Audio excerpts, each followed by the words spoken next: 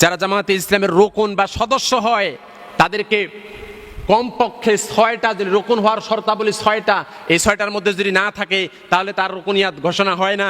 1 নম্বর, ব্যক্তিগত জীবনে ফরজ এবং ওয়াজিব সমূহ তাকে মেনে চলতে হবে, সকল প্রকার কবিরা গুনাহ থেকে তাকে মুক্ত থাকতে হবে। 2, উপার্জনের এমন কোনো পন্থা বা পদ অবলম্বন করা যাবে না যা আল্লাহ তাআলার নাফরমানি পর্যায়ে পড়ে। 3, হকদারের হক নষ্ট যদি কেউ করে তাহলে তাকে ঘোষণা করা হবে না, অর্থাৎ হকদারের হক নষ্ট করা বা তার কোনো সম্পদ বা সম্পত্তি তার দখলে থাকলে তা পরিত্যাগ করতে হবে এবং প্রকৃত হকদারকে সেটা দিতে হবে। 4 নম্বরে বলেছেন মৌলিক মানবীয় গুণাবলী অর্জনের জন্য আশাবঞ্চক অবস্থানে থাকবেন। এর মানেটা হলো এই দায়িত্বশীল গণের মধ্যে সে বিচারিত হবে সে আসলে যোগ্য কিনা।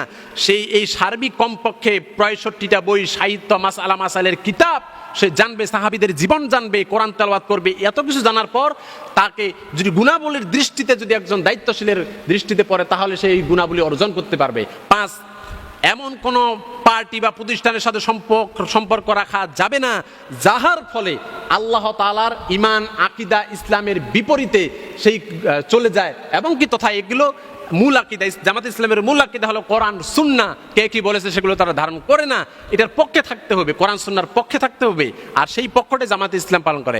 6 নম্বর হলো সাংগঠনিক যে দায়িত্বশীল গণ আছেন, এই দায়িত্বশীল গণের দৃষ্টিতে তাকে রোকন বা শপথ যে হবে, শপথ যে তাকে দেওয়া হবে এর বিচারে আওতায় বিবেচিত হতে হবে তাকে, তারপর সে ঘোষণা। তার